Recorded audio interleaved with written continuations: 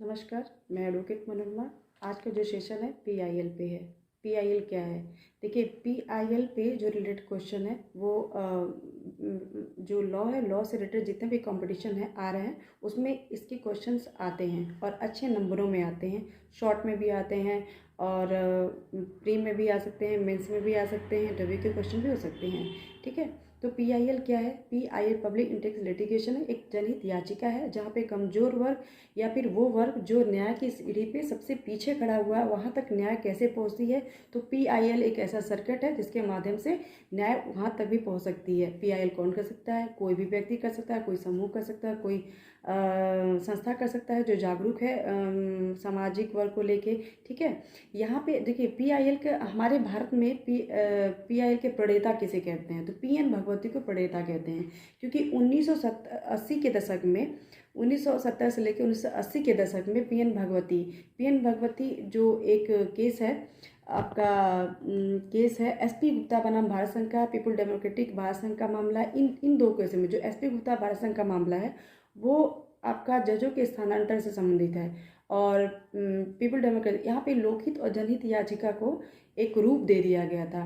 7 जजों की पीठ ने 7 जजों के निर्णय को पीएन भागवती ने प्रेक्षित करके बताया कि अगर किसी के मूल अधिकारों का राज्य के द्वारा या किसी व्यक्ति के द्वारा हनन किया जाता है तो आर्टिकल 32 के अकॉर्डिंग सुप्रीम कोर्ट उस पर कार्रवाई करेगी। ठीक है, कोई पत्र को किसी यहाँ पे बता सीधे गया कि इसे जब संबंधित कोई पत्र अगर लिख दिएगा तो उसे भी हम इसे रीट मान लेंगे और इस पर हम कार्य करेंगे।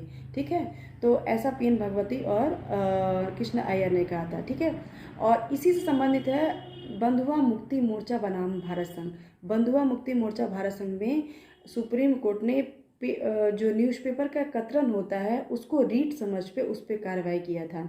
ठीक है, पीआईएल का जो उद्देश्य है गरीब वंचित तक तो अपने न्याय पहुंचाना ही है। कौन दायर सकता है? कोई भी दायर कर सकता है। ठीक है, किन मुद्दों पर? प्रदूषण पे, आतंकवाद पे, सड़क पे, सुरक्षा पे और राज्य विधि ऐसा कोई विधि बनाती है जो किसी के मूल अधिकारों का हनन करता है, छीनता है, तो उस पर भी पीएल बन सकता है।